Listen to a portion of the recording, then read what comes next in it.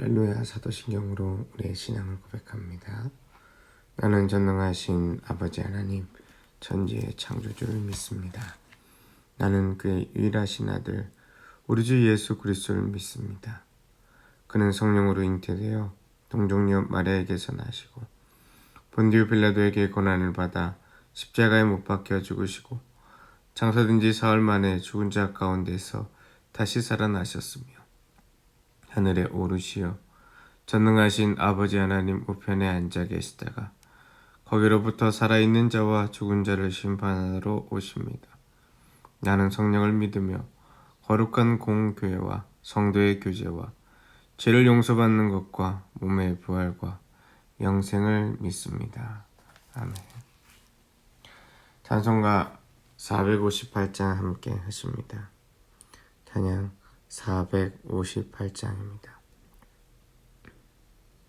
너의 마음에 슬픔이 가득할 때 주가 위로해 주시리라. 아침 해같이 빛나는 마음으로 너 십자가 지고 가라. 참 기쁜 마음으로 십자가 지고 가라.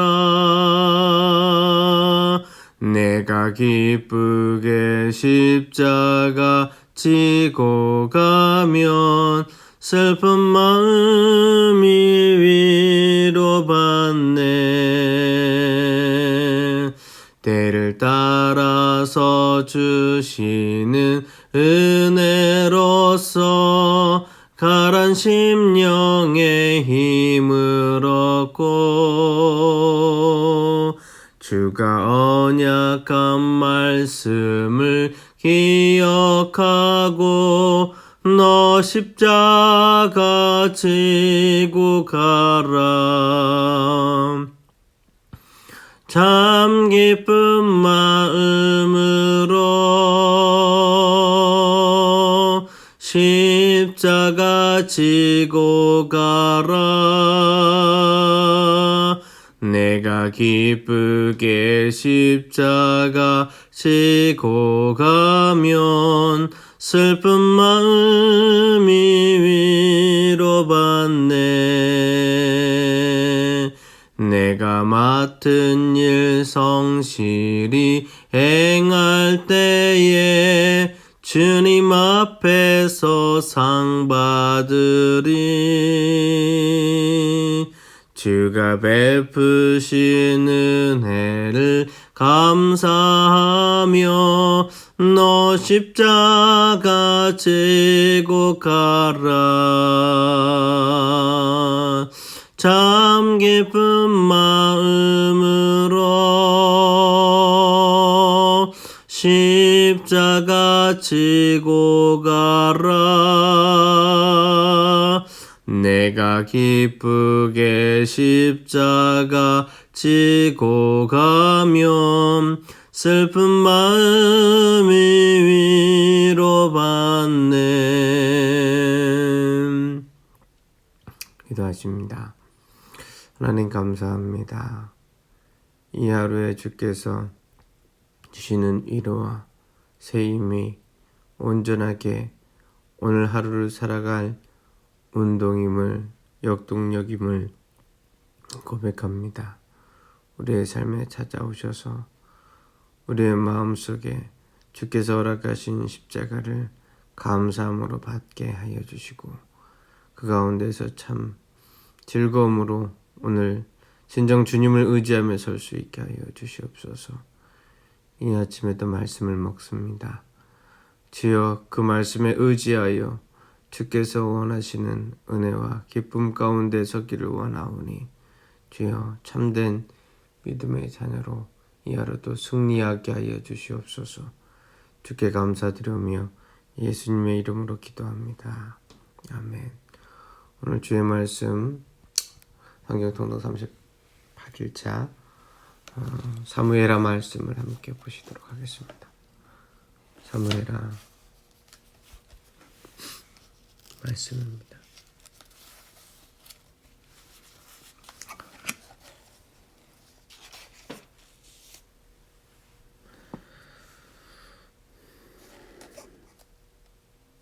사무엘하 1장 말씀을 함께 통독하시겠습니다.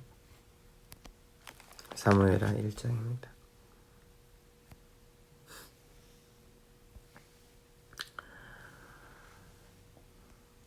사울이 죽은 후에 다윗이 아멜렉 사람을 쳐 죽이고 돌아와 다윗이 시글락에서 이틀을 머물더니 사흘째 되는 날에 한 사람이 사울의 진영에서 나왔는데 그의 옷은 찢어졌고 머리에는 흙이 있더라. 그가 다윗에게 나와 땅에 엎드려 절하매 다윗이 그에게 묻되 너는 어디서 왔느냐 하니 대답하되 이스라엘 진영에서 도망하여 왔나이다 하니라. 다윗이 그에게 이르되 일이 어떻게 되었느냐 너는 내게 말하라. 그가 대답하되 군사가 전쟁 중에 도망하기도 하였고 무리 가운데 엎드려져 죽은 자도 많았고 사울도 그의 아들 요나단과 죽었나이다 하는지라. 다윗이 자기에게 알리는 청년에게 묻되 사울과 그의 아들 요나단이 죽은 줄을 내가 어떻게 아느냐. 그에게 알리는 청년이 이르되 내가 우연히 길보아산에 올라가 보니 사울이 자기 창에 기대고 병거와 기병은 그를 급히 따르는데 사울이 뒤로 돌아 나를 보고 부르시기에 내가 대답하되 내가 여기 있나 한즉 내가 이르되 너는 누구냐 하기로 내게 이르되 너는 누구냐 하기로 내가 그에게 대답하되 나는 아말렉 사람이니이다 한즉 또 내게 이르시되 내 목숨이 아직 내게 완전히 있으므로 내가 고통 중에 있나니 청하건대 너는 내 곁에 서서 나를 죽이라 하시기로 그가 엎드러진 후에는 살 수 없는 줄을 내가 알고 그의 곁에 서서 죽이고 그의 머리에 있는 왕관과 팔에 있는 고리를 벗겨서 내 주께로 가져왔나이다 하니라. 이에 다윗이 옷을 잡아 찢으며 함께 있는 모든 사람도 그리하고 사울과 그의 아들 요나단과 여호와의 백성과 이스라엘 족속이 칼에 죽음으로 말미암아 저녁 때까지 슬퍼하여 울며 금식하니라. 다윗이 그 소식을 전한 청년에게 묻되 너는 어디 사람이냐. 대답하되 나는 아말렉 사람 곧 외국인의 아들이니이다. 다윗이 그에게 이르되 내가 어찌하여 손을 들어 여호와의 기름 부음 받은 자 죽이기를 두려워하지 아니하였느냐 하고 다윗이 청년 중 한 사람을 불러 이르되 가까이 가서 그를 죽이라 하매 그가 침에 곧 죽으니라. 다윗이 그에게 이르기를 내 피가 내 머리로 돌아갈지어다. 내 입이 내게 대하여 증언하기를 내가 여호와의 기름 부음 받은 자를 죽였노라 함이니라 하였더라. 다윗이 이 슬픈 노래로 사울과 그의 아들 요나단을 조상하고 명령하여 그것을 유다 족속에게 가르치라 하였으니 곧 활의 노래라. 야살의 책에 기록되었을 때 이스라엘아 내 영광이 산 위에서 죽임을 당하였도다. 오라 두 용사가 엎드려졌도다. 이 일이 가드에서도 알리지 말며 아스글론 거리에도 전파하지 말지어다. 블레셋 사람들의 딸들이 즐거워할까 할례 받지 못한 자들의 딸들이 계가를 부를까 염려하노라. 길보아 산들이 너희 위에 이슬과 비가 내리지 아니하며 재물 낼 밭도 없을지어다. 거기서 두 용사의 방패가 버림받됨이니라. 곧 사울의 방패가 기름 부음을 받지 아니함 같이 됨이로다. 죽은 자의 피에서 용사의 기름에서 요나단의 활이 뒤로 물러가지 아니하였을 때 사울의 칼이 헛되이 돌아오지 아니하였도다. 사울과 요나단이 생전에 사랑스럽고 아름다운 자이러니 죽은 때에도 서로 떠나지 아니하였도다. 그들은 독수리보다 빠르고 사자보다 강하였도다. 이스라엘 딸들아 사울을 슬퍼하며 울지어다. 그가 붉은 옷으로 너희에게 화려하게 입혔고 금 놀이개를 너희 옷에 채웠도다. 오라 두 용사가 전쟁 중에 엎드려졌도다. 요나단이 내 산 위에서 죽임을 당하였도다. 내 영 요나단이여, 내가 그대를 애통함은 그대는 내게 심히 아름다움이라. 그대가 나를 사랑함이 기하여 여인의 사랑보다 더하였도다.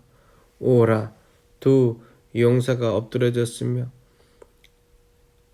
싸우는 무기가 망하였도다 하였더라.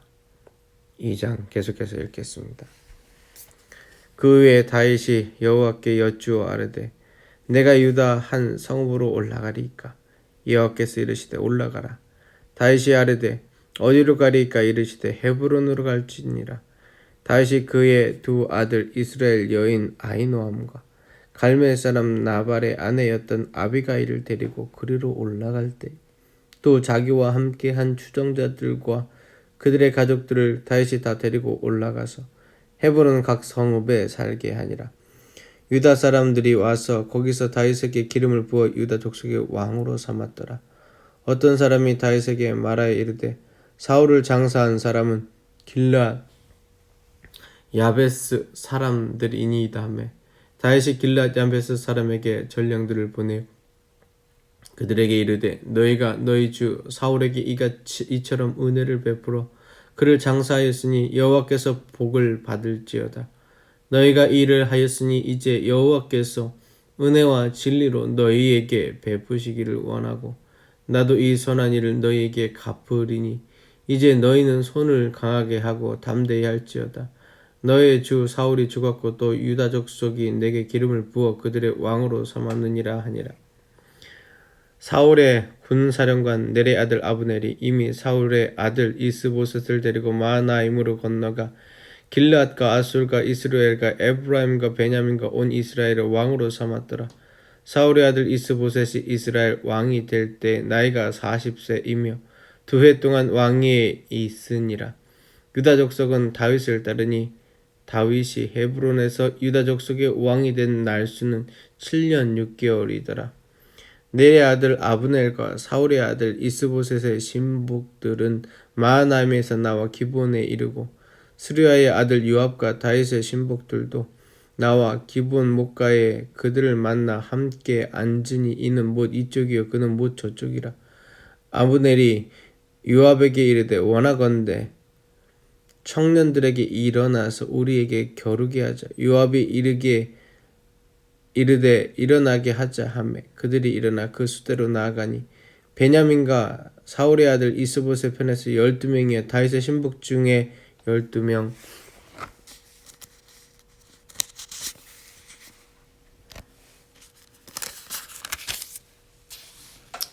12명이라 각기 상대방의 머리를 잡고 칼로 상대방의 옆구리를 찌르며 일제히 쓰러진지라. 그러므로 그것을 헷가 핫수림이라 일컬었으며 기브온에 있더라. 그날의 싸움에 심히 맹렬하더니 아브넬과 이스라엘 사람들이 다윗의 신봉들 앞에서 패하니라. 그곳에 스루야의 아들 세 아들 요압과 아비새와 아사엘이 있었는데 아사엘의 발은 들노루같이 빠르더라. 아사엘이 아브넬을 쫓아 달려가되 좌우로 치우치지 않고 아브넬이 뒤를 쫓으니 아브넬이 뒤를 돌아보며 이르되 아사엘아 너는 대답하되 나로라.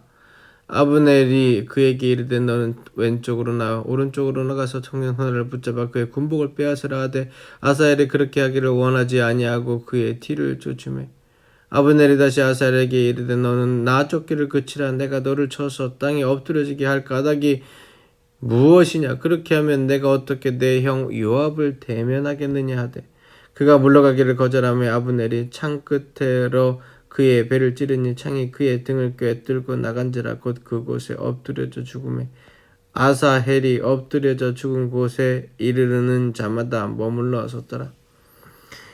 요압과 아비새가 아브넬의 뒤를 쫓아 기브온 거친 땅의 길가 기아 맞은쪽 암마 산에 이를 때 해가 졌고 베냐민 족속은 함께 모여 아브넬을 따라 한 무리를 이루고 작은 산 꼭대기에 섰더라. 아브넬이 요압에게 외쳐 이르되 칼이 영원히 사람을 상하겠느냐? 마침내 참혹한 일이 생길 줄을 알지 못하였느냐? 내가 언제까지 물에게 그의 형제 쫓기를 그치라 명령하겠느냐? 요압이 이르되 하나님이 살아계심을 두고 맹세하노니 내가 말하지 아니하였더라면 무리가 아침에 각각 다 돌아갔을 것이요 그의 형제를 쫓지 아니하였으리오 하고 요압이 나팔을 불매 온 무리가 머물러 서고 다시는 이스라엘을 쫓아가지 아니하고 다시는 싸우지도 아니하니라. 아브넬과 그의 부하들이 밤새도록 걸어서 아라바를 지나 요단을 건너 비두른 온 땅을 지나 마하나임에 이르니라. 요압이 아브넬 쫓기를 그치고 돌아와 무리를 다 모으니 다윗의 신복 중에서 19명과 아사엘이 없어졌으나 다윗의 신복들이 베냐민과 아브넬에게 속한 자들을 쳐서 360명을 죽였더라. 우리가 아사엘을 들어 올려 베들레헴에 있는 그의 조상의 묘에 장사하고 요압과 그의 부하들이 밤새도록 걸어서 헤브론에 이른 때에 날이 밝았더라. 1절까지 읽겠습니다. 사울의 집과 다윗의 집 사이에 전쟁이 오래매 다윗은 점점 강하여 가고 사울의 집은 점점 약하여 가니라. 드디어 사울과 다윗의 전쟁이 마감되어 갑니다. 그런데 지독하게도 계속해서 이어지는 싸움을 우리는 성경 속에서 읽을 수가 있습니다. 한때는 하나님께 기름 부음 받아 하나님의 뜻을 전하는 첫 번째 왕이 되었던 사울. 그리고 그에게는 누구보다도 총명하며 누구보다도 다윗과 같이 하나님을 의지하고 사랑할 줄 알았던 요나단이라고 하는 걸출한 사람이 있었지만 결국은 하나님께서 패하시고 그의 가정 가운데는 더 이상 하나님의 뜻과 은혜대로 세운 것이 아니라 다윗의 가문을 세워가는 것을 우린 눈에 봅니다. 다윗이 누구입니까? 붉은 용모를 띠고 얼굴색이 아름다운 사람이라고 하는 것은 준수하고 멋진 사람이라고 하는 것보다 그의 모습이 모압 사람의 자녀인 것을, 그 후손인 것을 가르쳐 주는 것이었고 별 볼 일 없는 자이었으나 지독기도 따라다니며 힘들게 하였던 사울의 시간은 지나고 그리고 이제 다윗의 시간이 다가오는 것을 봅니다. 그러나 우리가 읽은 1장과 2장 말씀에서 그리고 앞으로의 이야기들 가운데서 다윗은 그 사울과의 싸움에서 그가 감당해야 될 십자가가 있는 것을 우리는 봅니다. 다윗이 가지는 사울의 십자가는 하나님께서 기름 부음 받게 하셨기 때문에 그 기름 부음 받은 자에 대한 끝까지 애도와 또 그 자리에서 그를 따르고 의지하였던 사람들에 대하여 품고 나아가는 것이었습니다. 이 일을 그의 힘으로는 감당하기가 어려웠습니다. 인간적으로야 사울과 그가 했던 일들에 대하여 분노할 만도 하고 힘이 들었지만 그러나 그의 삶 가운데서 하나님께서 기름 부음 받게 하신 사울과 다시 이어서 그가 기름 부음 받은 자로서 서 있을 때에 그가 끌어안을 십자가는 이 땅 가운데에서 여러 가지 자신의 마음과 생각으로는 받아들일 수 없었지만 하나님께서 허락하실 때에는 기도하고 그의 의지와 주권을 내려놓는 것 이상으로 할 수 있는 것이 없었습니다. 오늘 말씀 속에서 아말렉 청년을 죽이는 모습이 나옵니다. 이것은 그 아말렉 청년의 말의 실수에서부터 시작된 것이지. 그는 이렇게 하면은 다윗에게 칭찬을 받을 뿐만이 아니라 사람들에게 존경을 받을 것이다라고 생각을 하였습니다. 그러나 다윗은 분명 알고 있었습니다. 그 사울의 죽음 앞에 하나님께서 비록 아무리 잘못하고 하나님 앞에 돌아오지 않는 백성이라고 할지라도 그 왕이라고 할지라도 하나님의 마음은 찢어지며 하나님께서는 긍휼히 여기시며 하나님께서는 그 자리 가운데 어쩔 수 없이 그의 죄가로 말미암아 죽음을 당한 자리 가운데 긍휼의 하나님인 것을 그는 알고 있었습니다.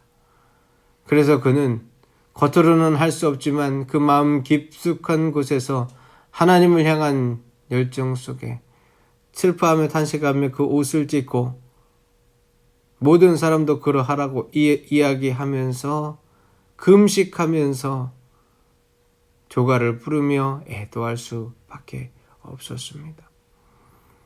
이 노래의 가장 큰 의미는 아버지 하나님의 마음입니다.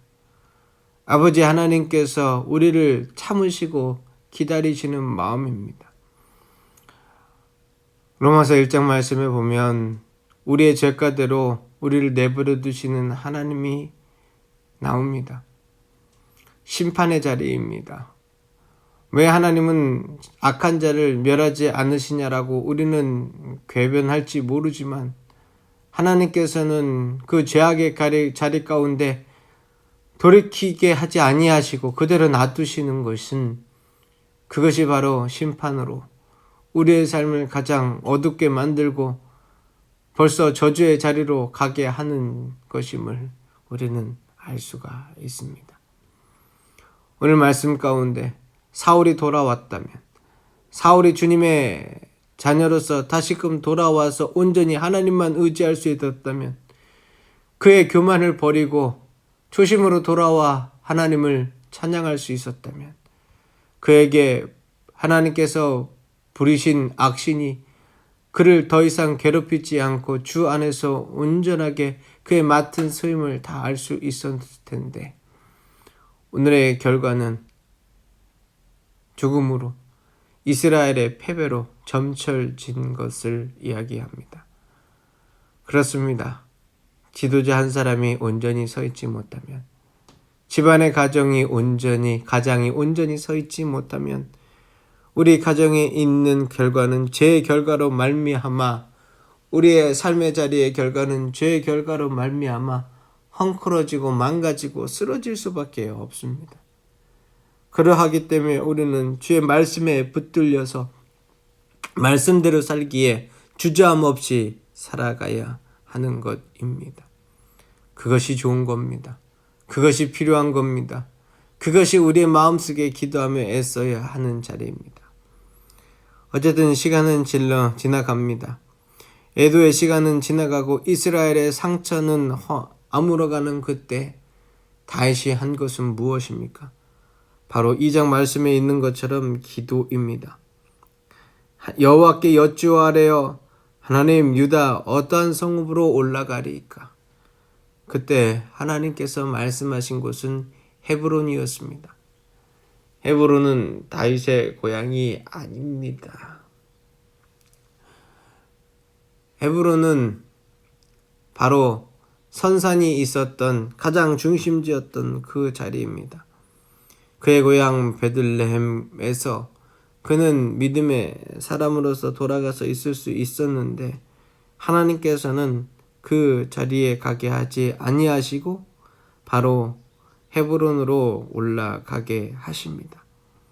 그때 그는 그의 식소들 뿐만이 아니라 2장 3절 말씀에 보면은 자기와 함께한 추종자들을 그들을 가족과 함께 다 데리고 올라가서 헤브론의 각 성에 살게 합니다. 이때 사람들이 다윗을 들어 그 유다의 왕으로 세웁니다. 이와 함께 원래 왕권의 자리가 있었던 사울의 자녀 중에 이스보셋이 왕이 됩니다.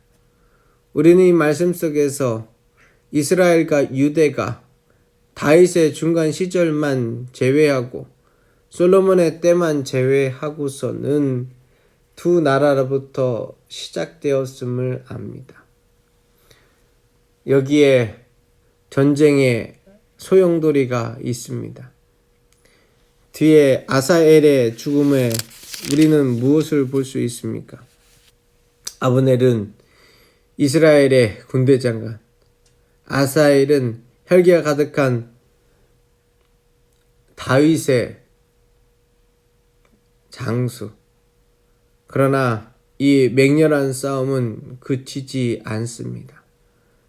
2장 30절 말씀에 보십시오.